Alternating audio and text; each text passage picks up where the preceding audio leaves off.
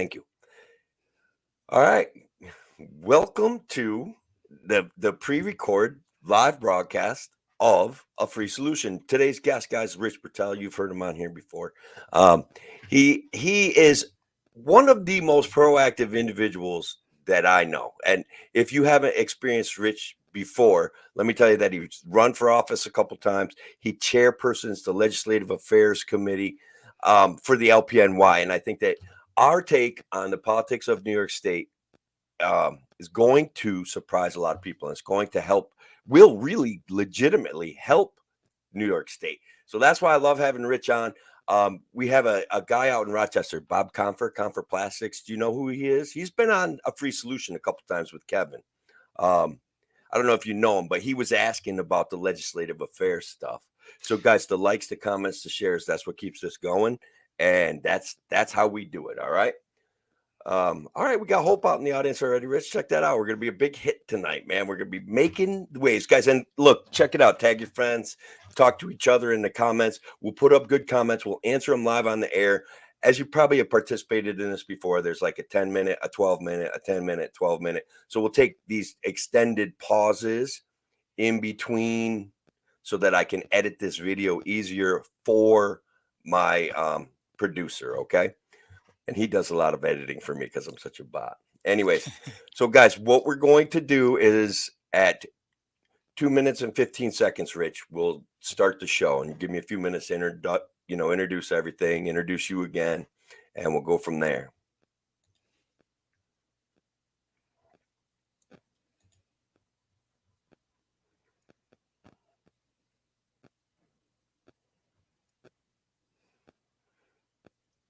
Hey, it's Tim O'Connor, the Freedom Variant, coming at you on A Free Solution, your Thursday host.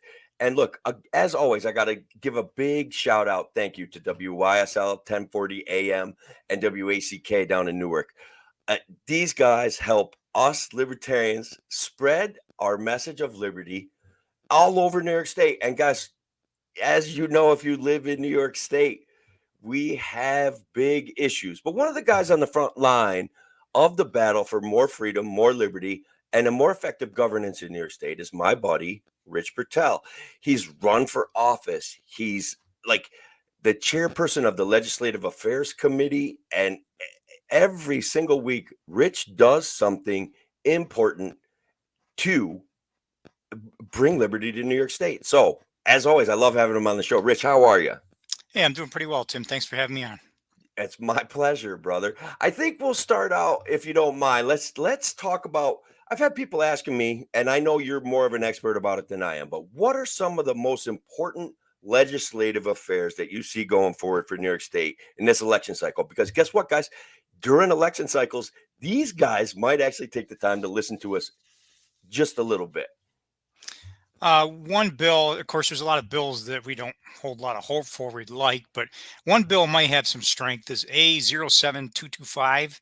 It's being propelled by the Institute for Justice. It's a civil asset forfeiture bill.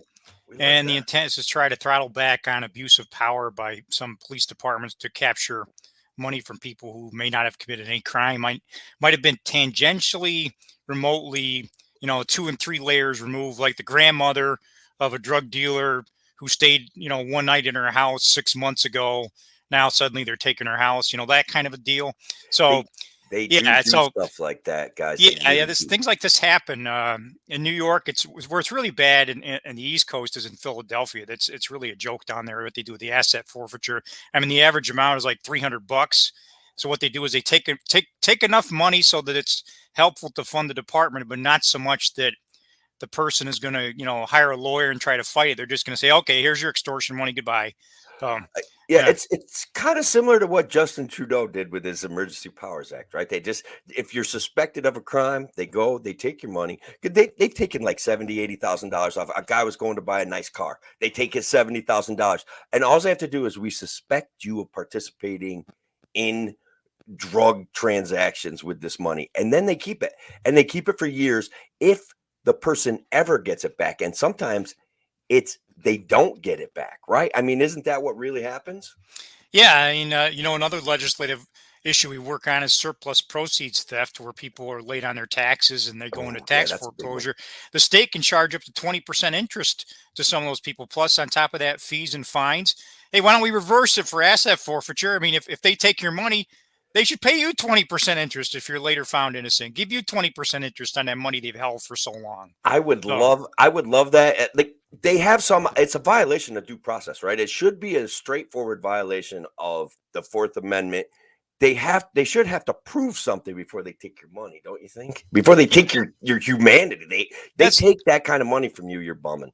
yeah. I mean, that's the essential libertarian stance, and the stance I have, and most I think reasonably minded people will have if you explain this to them. It's like there should only be criminal asset forfeiture. Find somebody, charge them, convict them of a crime, and then yeah, sure, take if someone's a drug kingpin and you need to take a lot of property from them due to the crimes they committed. Okay, I can go along with that. There should only be criminal asset forfeiture. Civil asset forfeiture means that they haven't even convicted of anything yet. And again, like the grandmother that housed a drug dealer one night 6 months ago. I mean, come on. How is she liable for that? Give me a break. So, yeah. Yeah. Another big one, and that A416, I think it was the internment camp for people that are sick.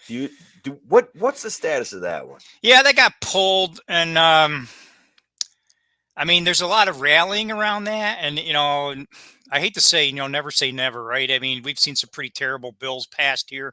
The Hero Act you and I fought, and other people Oh, we fought fought it. last We year. That fought was it so pretty bad. hard too, man. Yeah. I mean, I say that was the worst piece of legislation passed last year, perhaps in the last, several years. But it's But called the Heroes Act, Rich. It's oh for yeah, yeah, heroes. yeah, It's yeah. for You give it a heroes good name. and puppies. And That's the oxymoron. The better sounding a bill is, the more terrible it probably is in nature. So yeah. so if they have to give a bill a really catchy slogan and acronym, then look out. It's probably a really horrible bill. But yeah, I think you're right. I but think A you're right four on that. sixteen, I think it would be horrible if something like that passed. There's a lot of pushback against it. But Yeah, I commented a few places the last few days. Really, what they're really going to attack, I think, are children. And in two directions. Number one, the mask, kids wearing masks is just ridiculous. They never should have worn it from the very beginning. Nobody should be mandated, but it made no sense at all to make kids wear them in school.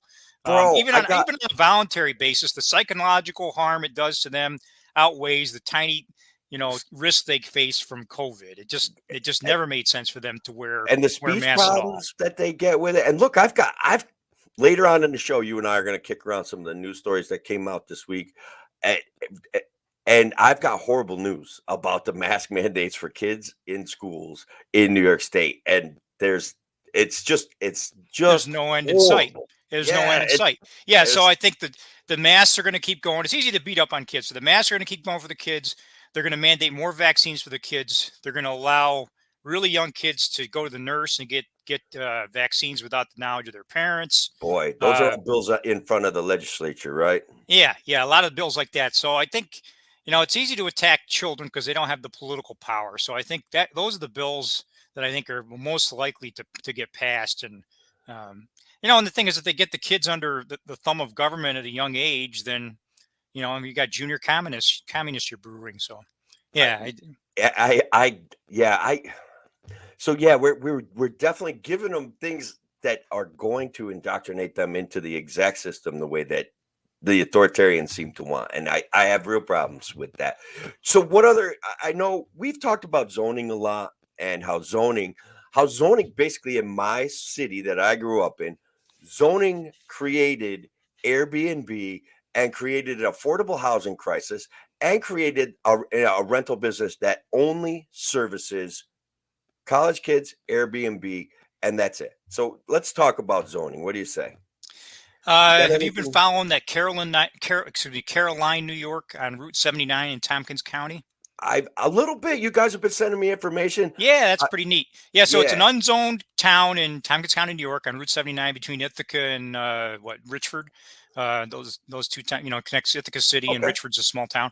Uh, but yeah, they're putting up quite a fight against zoning because the people there feel like, hey, we want to do what we want with our property. We don't want central planners to come out and tell us, we can't do this, we can't do that. Lot sizes, minimum parking, et cetera, et cetera.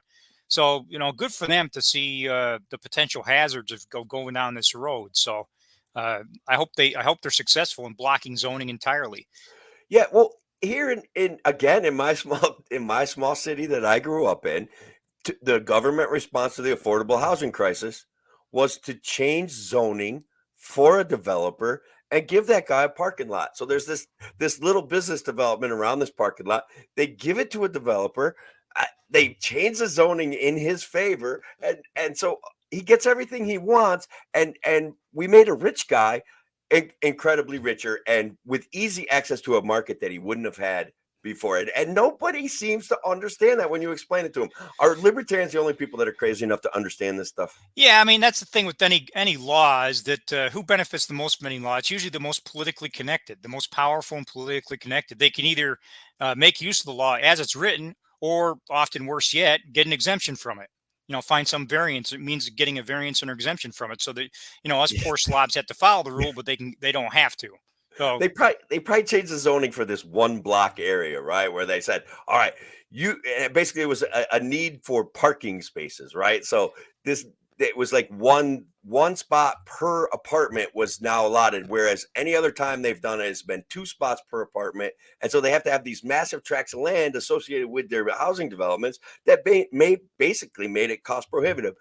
Again, we raised expenses on the people who we want to live here, people who can use affordable housing and supply us with people that are going to do jobs every day, right? But we have no the worries about that because we don't have a lot of business here the, anyway. the basic question there is who knows better how much parking is needed for development? The people that are Correct. going to buy the houses or rent the apartments in the development along with the developer, or Yeah. central planning governor Let me jump government. in. We're heading to a break, Rich. I hang you out for another segment, Okay. would you? Yep. All I'll be back. right. It's Tim O'Connor, the Freedom Variant. We will be right back.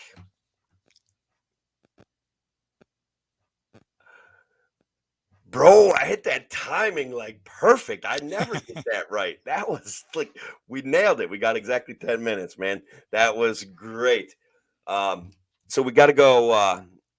It- People on the TikTok are asking about this Justin Trudeau thing. We are going to be talking about Justin Trudeau. Rich and I are probably going to do another segment on some of the laws in New York State. And basically, you guys out there know Rich and I and Eric and Emmy, we all need help with this thing, this legislative affairs committee, because if we don't do something, if we don't communicate with our elected representatives, as what was his name? Tom Stebbins said, 5 cat ladies will control the entire state. They'll write all of the legislation for us. And I beat that joke to death, but it's true, right? The squeaky wheel gets the grease. And if we don't empower guys like Rich with people to help him, send letters, talk to people, call people, stuff like that. Okay. Like that's important. So let me get this down. We'll go back if you're ready to go. We'll go back at 14. And so we'll do a little bit more. You got a couple more things of legislation you want to talk about, right? We hit several pieces. I think those are the hot ones. Yeah. I talked All right. about zoning, and we could talk about the Salkwas bill, the ballot bill. Yeah. We can always put in a plug for the insurance one. Scaffold law. Yes. Thank you.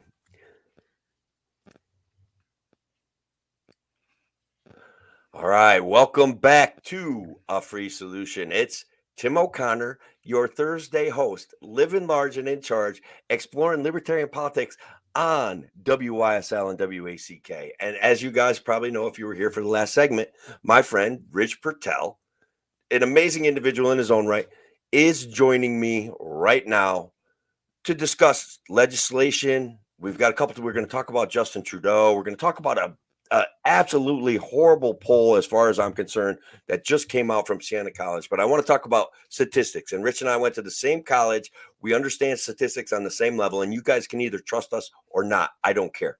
But anyway, Rich, let's get back to if there was one thing you could change in New York State about the legislation. What is the biggest bill you think costs us the most money, causes the most problems? One long time policy problem that's over 100 years old is what's called the scaffold law. Yeah. And what this is it's been built through precedent, court precedent over the years, and every other state has done something about it. But New York, um, there's an absolute liability standard for any gravity related injury on a construction site. And you sue the owner, and it goes down through the contractor and subcontractor. So they sue to sue to sue. So each layer, of course, has a trial lawyer or attorney representing them to take a little bit of a commission from all that. But the nice thing about it for trial lawyers is you're always guilty. There's no possibility of contributory negligence or any other factor that might reduce the settlement, or at least see if it's a case. Let's say you're issued safety equipment and you don't use it, and you're drunk on the job site, et cetera, et cetera. If the employee really should have a lot of responsibility in a case like that, nope, doesn't change one bit. You could still get millions of dollars of a settlement, even though you're largely at fault. There was even a commercial run down, I think, in the uh, near Texas or something, thousands of miles away from us, trying to recruit workers up here based on this law, saying, hey, it showed like somebody falling off a building and dying on their phone, calling their lawyer on the way down, say, hey, make sure you get lots and lots of money for me. So I mean, it's just ridiculous. because of the scaffold law, there's deep liability pockets that people don't understand, that the connection to the building costs of commercial projects in New York State, schools, bridges, roads, because of this liability policy that they have. And right? Bridges are a good example, because I think I've heard statistics of some bridges being inflated in price by hundreds of millions of dollars. Like there's a bridge that went between New York State and New Jersey, and the New Jersey side of the bridge, there was several $100 million difference for the same length of section of bridge for that side of the bridge versus the New York side of the bridge. And it was all because of insurance costs. An excuse made often about not reforming this is they're saying, well, the insurance companies are making too much profit. They're price gouging us. Hey, look, they're all competing. And there's hardly any insurers left that want to even insure this type of liability in New York State. So if they're making so darn much money on it, why aren't there loads of insurance companies coming to New York and say, hey, let's get in on this gig. Let's make this some money here. Usually if no one wants to get into the business, that's because it's not very profitable. It's just a back-asswards logic there. If you had people scrambling to do it, that would mean to be profitable. People are getting out of it. That means it's not profitable. There's something wrong with it.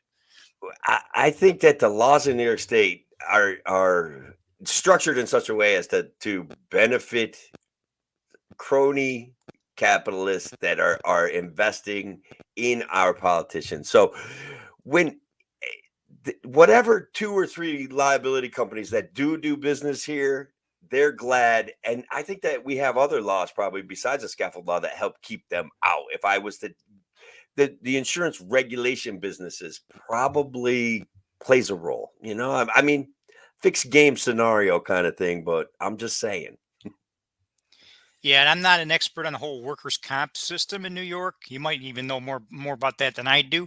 But I know that I know that it's incredibly expensive, it's and that expensive, it's complicated, and there's certainly need for reform and repair there. I've heard that, time and again, that the workers' comp system in New York is hostile compared to many other states. Well, once you get to a point in your business, say you've been in business for 5 years, you're not doing roofing, you're only doing carpentry or electric or something like that, then all of a sudden, right, it gets competitive. But when you first start a construction business in New York State, if you want to have employees, and you have to go through the state insurance fund, which is actually a private business, but so intermeshed and intertwined with New York State, you have to come up with $20,000-$30,000 for your first insurance policy.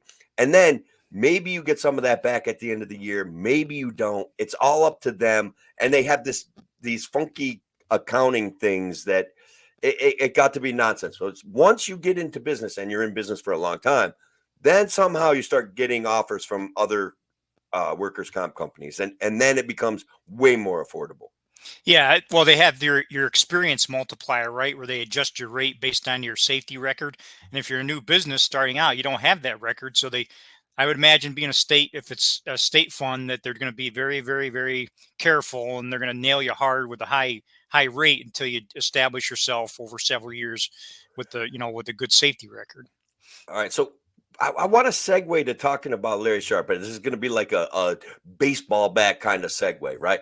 Like I called in and talked to Craig today on the radio, and he was talking about how we should have public referendums and whatnot. And I'm like, in New York State, aren't you the tiniest bit concerned that if we start taking things to public referendums, that it's not going to end the way that we want it to? And so, how I segue that to Larry Sharpe is that if Larry Sharpe becomes increasingly popular this election cycle, which I believe he will, but I want him to be like come in second. I want him to come in first, and I know that that may be. I don't know how to say it. I don't want to say unrealistic because he's going to put his all in, right? So when we get to Larry Sharpe and his philosophy for governing, how do you feel about the future of New York if we can make him more popular? Do you think that helps? Yeah, certainly. Yeah, certainly does. He's got good ideas and to help stimulate change. Again, we've got the Democrats right now have a stranglehold on the state legislature and the governor's spot. It would be nice to see some type of change of power there, or switch of the governor, or the one house of the legislature like it used to be. We used to have one house Democrats, one house Republican.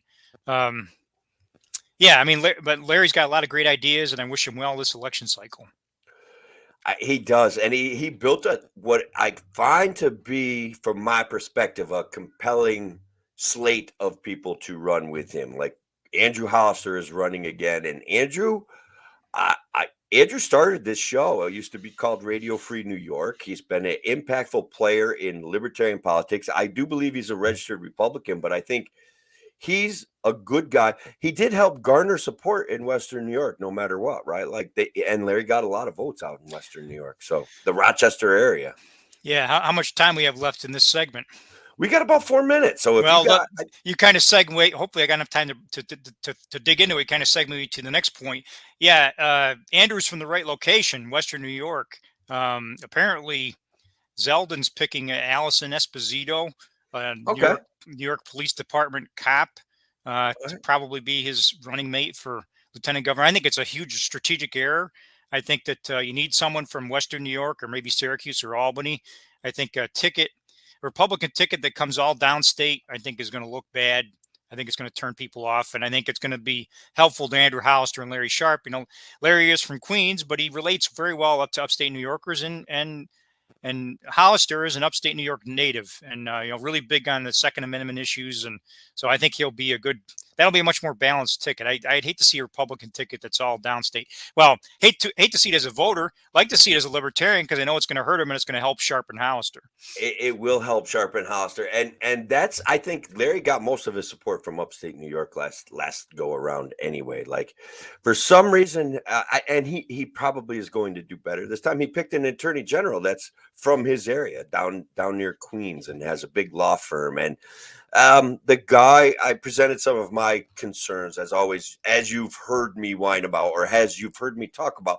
The family court system in New York State is broken, and I've been one of the successful ones navigating it. Okay, but I still recognize that it's broken. It hurts people, and so that's a reality that needs to be dealt with. And I talked to Mr. Hayes about that. He certainly seemed sympathetic. I don't think that he understands the issues the way that I understand them, or Mr. Griebsland understands them. But I felt as though he had a sympathetic ear there. He also says he's pro two-way, and he is a lawyer. And I think that's a valuable addition to the ticket. Yes, I think he will be. And then William Schmidt, I'm proud to see him jump in as New York State Comptroller candidate. He's got a very good perspective on procurement policy, the way government buys things, and the proper competition and fair rules, et cetera. And then he's made comments today about the pension fund. That's a snowballing problem, and the comptroller has to get on that. They're overzealous with their estimates of percentage of returns. So that means that, you're kicking the can down the road. That means it's going to be underfunded sometime in the future, and the taxpayers are going to have to cough up a lot of money to fill it back up again. So William Smith will really pound on that issue. Yeah. So since we got talking about it, we were talking about Mike Carpinelli, who I met personally. I thought he was a great guy. I think he would be a valuable addition to the Republican ticket. But oh yeah, he would have been a great choice for lieutenant governor. They don't see things the way that we see them. They're playing a different game than we are. Yep. They're trying to beat the Democrats at the Democrat game, and I don't think that they can do that. The Democrats got the game, man. Like, they got it figured out. So Well, I like Sheriff Mike. He's a good guy. I saw him speak live. I met him face to face. yep, He's a good very dude. constitutional, very Yeah, he's constitution very minded. constitutional. I Right. mean, he's a Yep. cop, so like, there's always Yeah. that. I'm a libertarian. He's a cop. There's always that problem, like, And we asked him about his pro 2A stances, and there was a little like, he's very pro 2A, but his answer about no knock warrants and stuff like that, where we kind of put it to him, I was a little less like, he is a cop. I had to give him some leeway there, right? Because that's going to be hard for him to get But his burner on what I sheriffs was really typically asking. go better with sticking up for the Constitution than city police. So I think that's so Yeah. the sheriff, especially a good constitutional sheriff, or that really stands up for the people. People elect him. That's who they're supposed to serve. Yeah, guys, we're coming up on another break. Rich, hang out for another segment with me. It's Tim O'Connor, the Freedom Variant, coming at you on WYSL and WACK. Be right back. All right. I kind of messed up my edit there. I need at least 5 seconds, but whatever. I'll patch it in there, and Bob will do his best to figure out what I was trying to do. So, guys, look at I'm Shelly. I'm on TikTok at the same time, and I have people in my audience a little bit. And people have been they do these challenge duels on TikTok. TikTok's hilarious, guys. First of all, the world does not have enough humor anymore, and I do my best to bring a little bit of humor back to the political world. I enjoy what I'm doing, but TikTok, man, there's funny people all over the place on TikTok. They're making fun of the system. They're making fun of the woke culture. They're making fun of each other. The woke culture is making fun of the other cultures. It's a path forward, man. We used to laugh back, Rich, when we were younger. We laughed about everything, didn't we?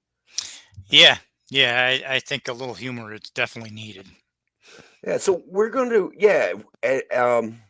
Shelly, I think we should pivot to Justin Trudeau, because there's breaking news about Justin Trudeau, but we'll have to do it. I want to do it as part of the radio show. Certainly the WYSL and WACK listeners are no fans of Justin Trudeau. And let's do a little shout out to Robert. Thank you for being here, brother. Robert was with me at the state convention. He caught some of my questions. I bet he wishes that I asked little bit more pointed questions of Mr. Hayes, but like I said, it's a unique style, and we haven't even got to talk about Thomas Daniel Queter for U.S. Senate, bro. We should probably put a plug in for him in the first part of the next segment, because he is honestly, I feel like Tom has a lot of potential to make a lot of news and really get some libertarian ideals out there. What do you think? Yeah, I think he does. I think he's still building a platform since he shifted from a state race to a federal race. So I'm not sure where he's going with his. What are going to be his top 3 or 5 priorities. I'm interested to see. He's got look, when he ran his race, man, he came up with planks and platforms and ideas and things that he was going to try to pass into law and all of that stuff. And yes, Brian, you are correct. We met Sheriff Mike up at our mutual friend Brian's place. Absolutely. Have you met Brian LaRusso face to face? You got to meet this guy one of these days. He's one of these days. We exchange messages a lot on Facebook, but yeah, he seems like very level headed. Wants to see freedom and liberty for all. He's level headed. I mean, Brian, if you're out there, let's say unbiased. I think he is unbiased. He calls a spade a spade. Yeah, he calls. That's what I mean by level headed. He calls a spade a spade. He's got good judgment. He doesn't hold back if it's a Republican doing it wrong, Democrat doing it wrong, Libertarian doing it wrong. He looks at what they're saying and judges based on what they're saying. So that's what I mean by level headed. That's how we should all act. Is don't get stuck so much in our own camp that we are no longer willing to criticize. He did a great job, like, ferreting out some incompetence and some corruption, and then like things happened. Like he had the Conservative Party nod, and then the Conservative chairman decided to give the guy who he beat for the Republican nomination the nod, and it was just drop of the hat, willy nilly, change midstream, and it's just the things that are come across as corrupt that are technically legal is, in my mind, drives me absolutely crazy. It just, I don't get it. Shouldn't have been legal. So next segment, we'll start off talking about Queter, and probably go 29:15 will be our goal, and then we'll go to the Trudeau stuff. All right. Okay. And then the last segment, we'll do the poll. I'm sorry, 30-15.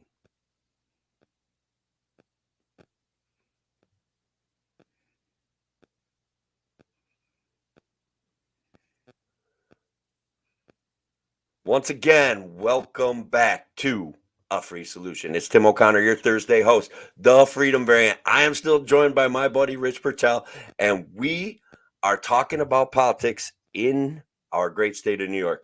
And we talked about legislation, we talked about Larry Sharp's slate of candidates, and now I think we're going to bring some more news about Thomas Daniel Queter, who's been on this show, who's called into this show, who is in fact a great libertarian.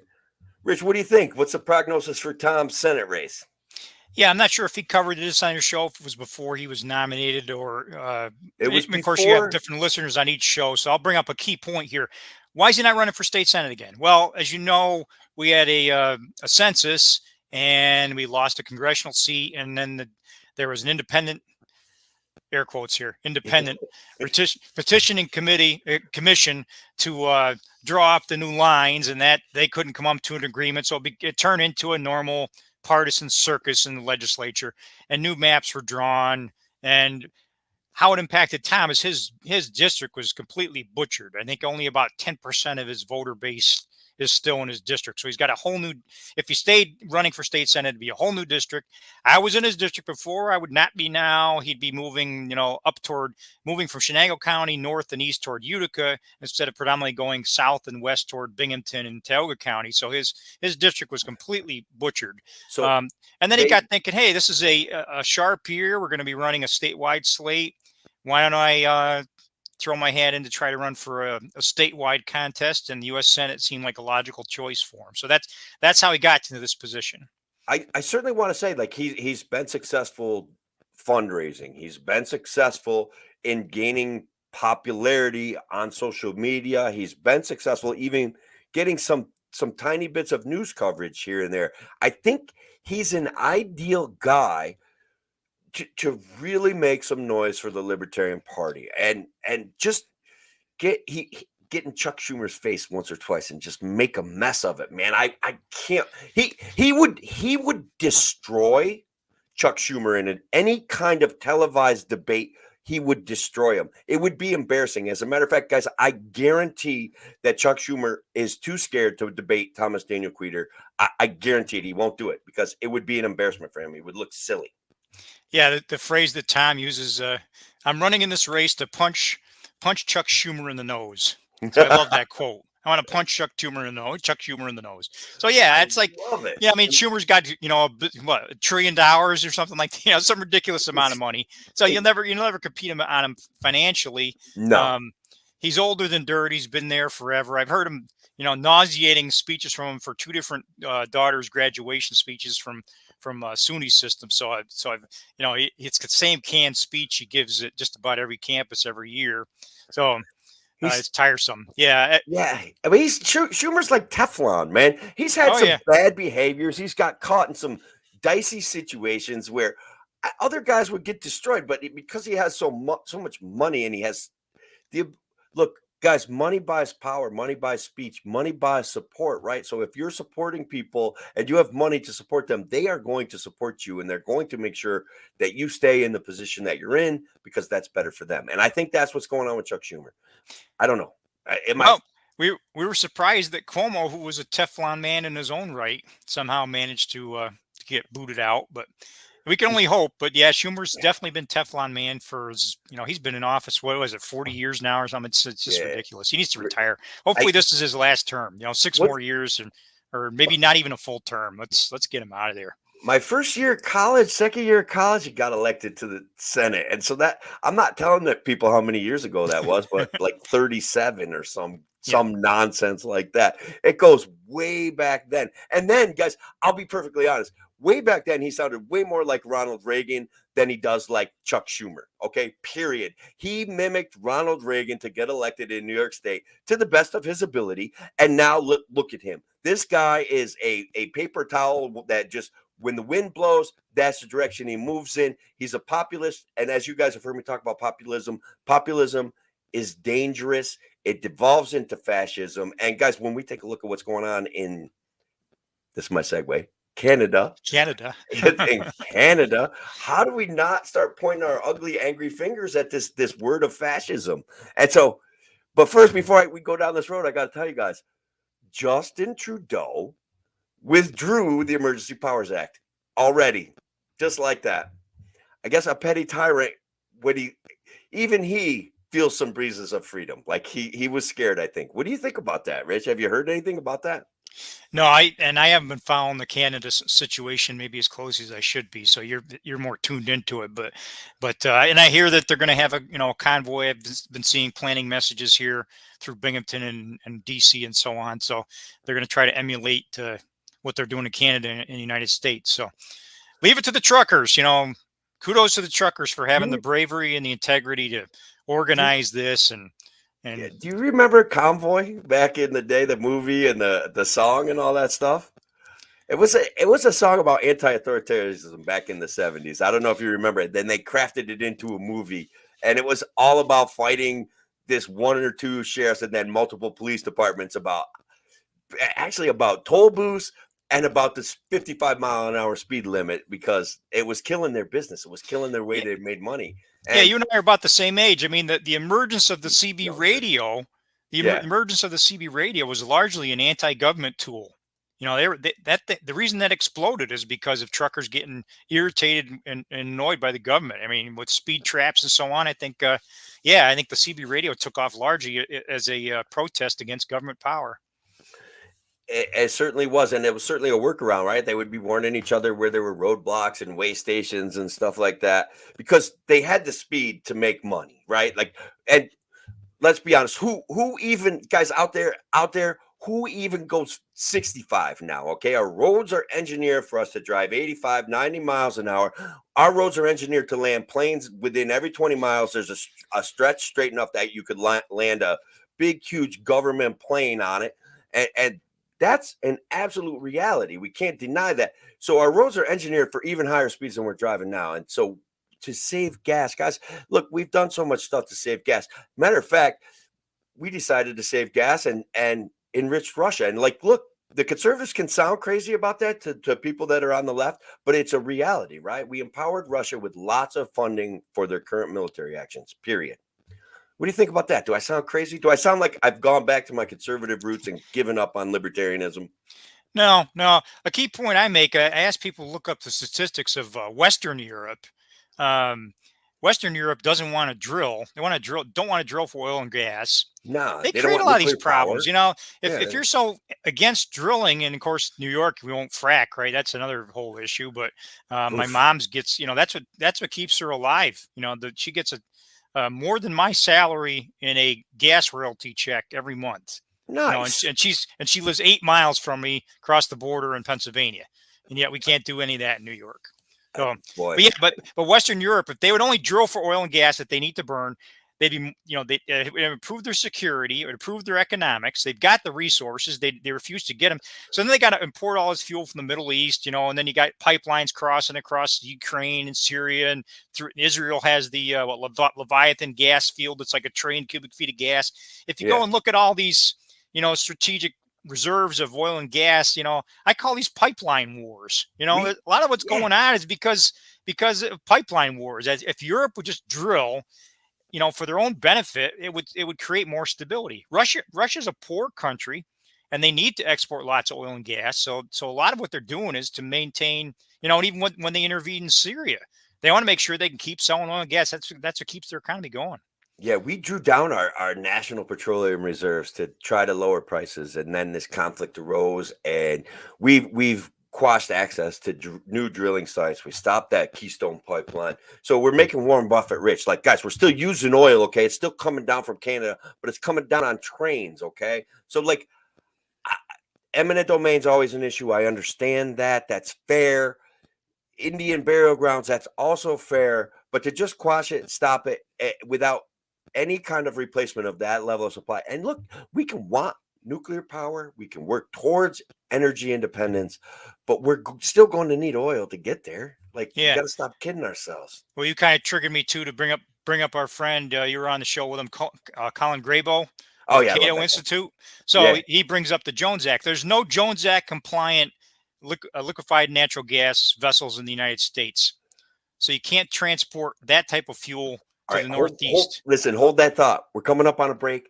Tim O'Connor, Rich Purtell. I'm the Freedom Variant. Rich is the LPNY legislative expert. We'll be right back.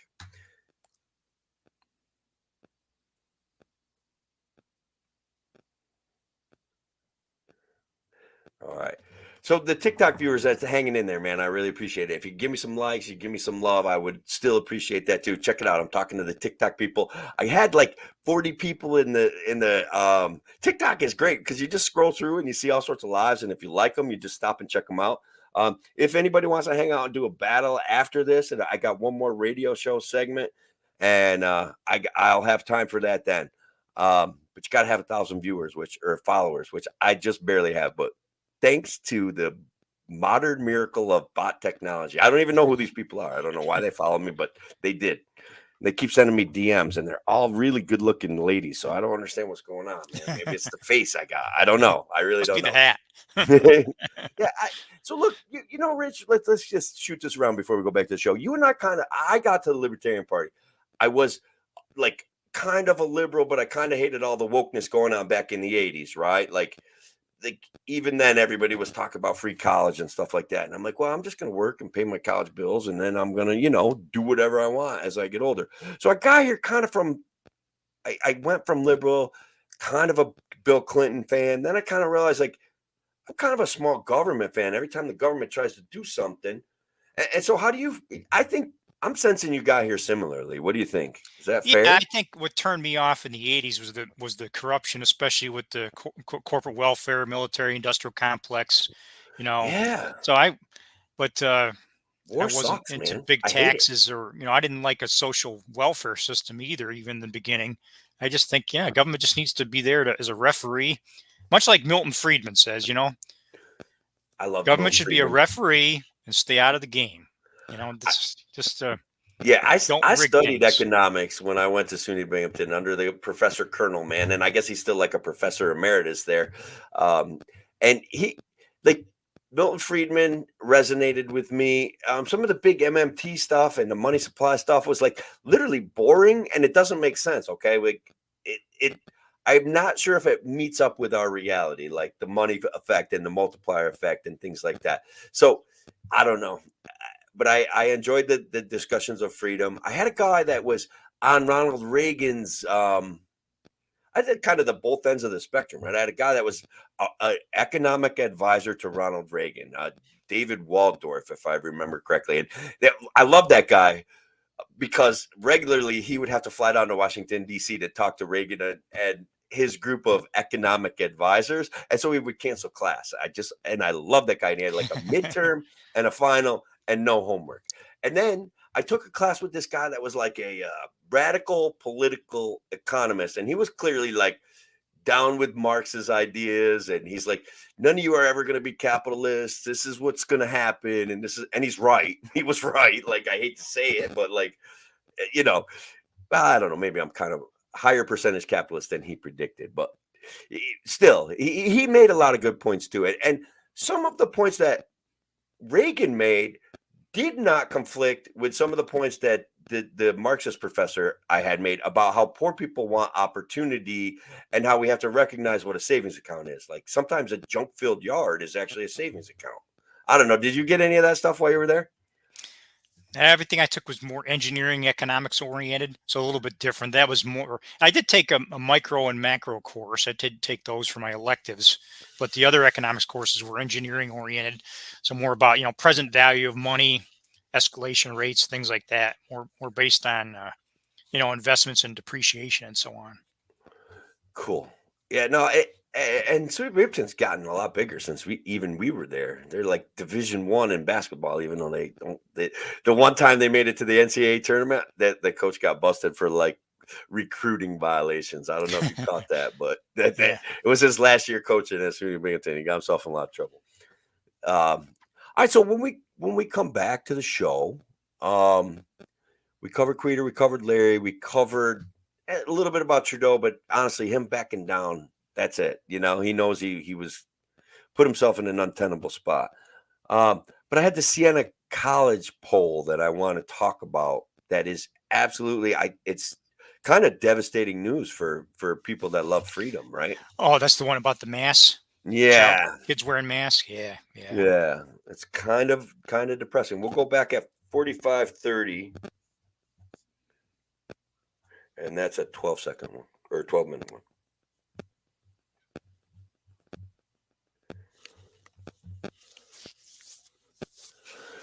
Welcome back to A Free Solution. Once again, it's your Thursday host, Tim O'Connor. Let's not forget, guys, on Mondays, we get your Kevin Wilsons. On Tuesday, we get the man, the myth, the legend himself, Larry Sharp. Wednesdays, Craig Miles has been holding down the fort. And I don't know if you've checked out any of his stuff, but he has pretty cool take. Then Thursday, it's me, lovable me, Tim O'Connor, the Freedom Variant. And then for Friday, it's Kevin Wilson and I kind of making fun of the news, kind of making fun of each other, and kind of trying really hard to have a good time. So, Rich, I've been promising some absolutely horrible news. I like literally, it broke my heart to read it. But a Siena College poll got released yesterday, I believe, and 58%, 58% of the people polled, they're all supposedly registered voters.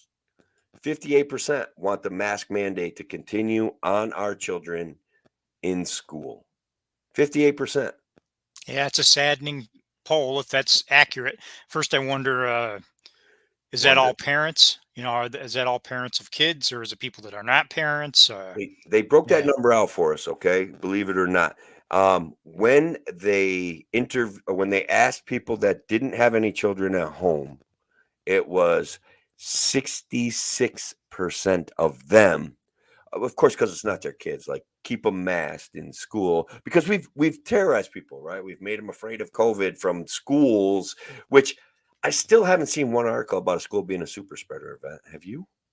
No, no, but I have seen disturbingly more articles of late, exacerbating and amplifying and discussing the impact of COVID upon children.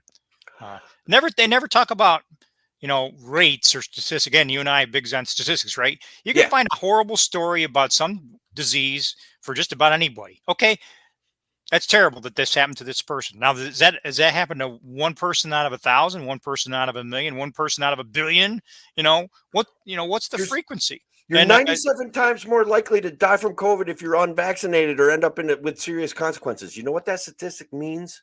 When you know statistics, it means exactly nothing. It means nothing because we have not taken into account any of the variables associated with whether you're vaccinated or not, whether this is real, and what your real percentage chances of getting COVID and experiencing a severe problem with COVID are, and what you can do to mitigate those risk factors. None of that gets taken into account. They just make these outlandish claims, and it's basically it should be labeled as disinformation in the mainstream media, and it shouldn't even be discussed. Sorry, I get a little passionate about that one. yeah, and yet this is what I'm seeing in the newspaper. Binghamton Press here day after day now. And doesn't it just seem very, very coincidental that these articles exploded in volume right after the FDA approved vaccines for age 5 to 18 or five to Yeah, 12? I guess was the last round. I yeah. mean, you should almost do a study on that. What's the volume of articles like this in relation to when the vaccines are approved? If you want to find And correlation, I bet you'd find one there. there's a correlation too between Joe Biden deciding that he wasn't getting the most favorable news coverage and holding a conference, and all of a sudden his news coverage has been impeccable, regardless of his poor decision making. Like I said, I try not to even think about federal level politics because if I do, I think about Joe Biden and I get really disappointed. I'm not gonna lie. Um, he look. So when we go back to this mask thing, I did about 7 years ago, give or take. I got a Siena College poll call, and I'm reaching out, and hopefully somebody knows somebody that got called for this one because I went to the Siena College site. It's busted right now. I can't get the questions that they actually asked, or I would probably be able to destroy them right here on the air for everyone. But it was vaguely like a push poll, and they were labeling it as a Siena College poll, and it was a push poll for Hillary Clinton. And I was like, do you? they got about 3 questions in, and I'm like, hopefully this screws up your whole study because I'm not answering any more questions. This is basically a push poll. Right. You guys are Leading advertising for questions. Hillary Clinton. Yeah. Now, Yeah. Yeah. and it was Yep. Siena College had it labeled that way. Like, so I don't know, So let's just throw a couple of numbers around there. And this is, guys, this is going to be a big illustration of what's going on in your state. There remains a deep partisan divide over the issue. The poll found 74% of Democratic voters support Hochul's plan to keep the mask mandate in place until at least early March. Only 30% of Republicans back the move, and independent voters are split. 54% in favor and 44% want it to end next week or believe it should have ended already. Now, does anything about those statistics leap out at you? For instance, I will say that if somebody was able to sway a decent percentage of independent voters in New York State, because they're almost in Senate District 51, they're like 35 or 40% of the voters. There was not a distinct advantage of Republican and Democrat. There was almost an advantage to independent voters. Yeah, I guess that's the stat that jumps out at me. I would have predicted that independent voters would have been more like 70-30 instead of 54-44. I would have thought that the majority, 2/3 or so of independent voters would have been in favor of ending the mask mandates. So that's a disappointing. That the Republican and Democrats percentages don't surprise me, but that the independent percentage is disappointing. Yeah.